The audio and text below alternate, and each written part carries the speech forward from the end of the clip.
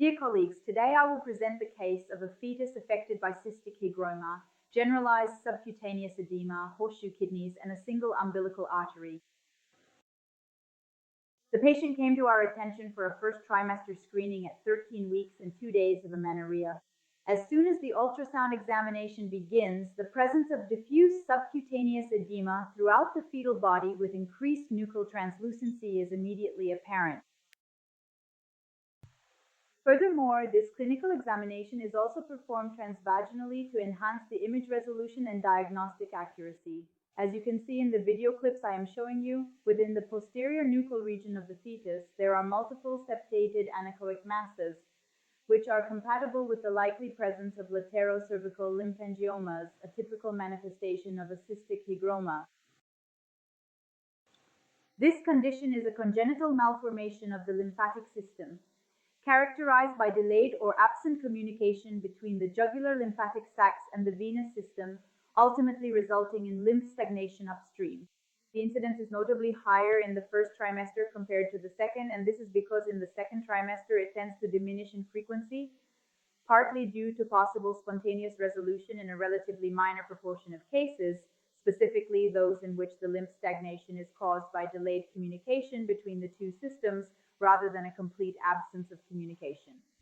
However, more frequently, the decrease in incidence is due to the high rate of spontaneous abortion or voluntary termination of pregnancy associated with this condition. Moving away from the cervical region, let's now analyze the other ultrasound findings. In this clinical case, there is significant evidence of subcutaneous edema affecting multiple body regions, particularly the abdominal wall, the chest, and the fetal back. Subcutaneous edema is defined as the presence of fluid accumulation in the space between the skin and the fetal muscle fascia. It can be localized to one or more body regions or be generalized.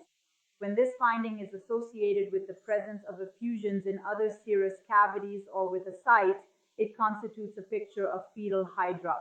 In the present case, there are currently no signs of intracavitary effusions. However, given the progressive nature of these conditions, it is not possible to rule out a progression toward fetal hydrops during the course of the pregnancy. The presence of subcutaneous edema requires a careful etiological assessment. Possible causes include abnormalities of the lymphatic system, cardiac impairment, which necessitates a detailed study of cardiac anatomy and function, chromosomal abnormalities, congenital infections, and conditions of fetal anemia. Therefore, a comprehensive and detailed echocardiographic study is essential for a complete evaluation, which in this specific case demonstrates normal cardiac anatomy, preserved cardiac compliance, a competent tricuspid valve, and a regular course of the right subclavian artery. Clearly, the echocardiographic study will need to be reassessed at a more advanced gestational age.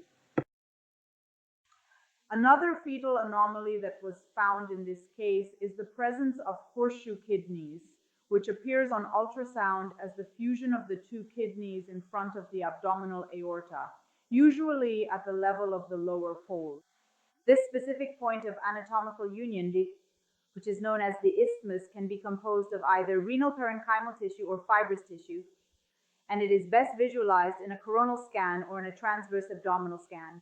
A clinical suspicion of this condition on ultrasound often arises when the renal foci are observed to be completely empty, since the kidneys are often not located in their expected anatomical positions, appearing stretched toward the center with an abnormal angle, that is, with their axes not parallel to each other, but rather oriented in a downward and inward direction.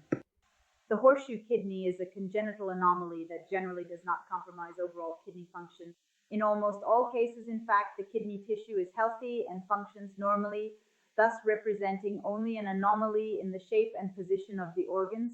In any case, its detection, even if isolated, increases the risk of genetic and chromosomal anomalies, with a very specific and well-documented association with Turner syndrome.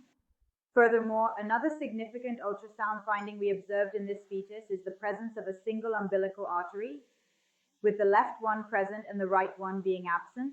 This, if isolated, is often a finding without pathological significance.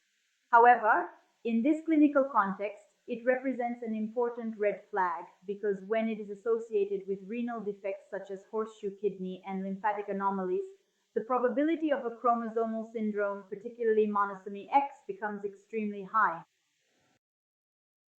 In conclusion, what I have presented to you is a complex ultrasound picture that requires an in-depth and detailed evaluation of the anatomy, which will need to be repeated in 3 to 4 weeks, as I remind you that all the clips I showed you in the video were performed at a very early stage of 13 weeks and 2 days.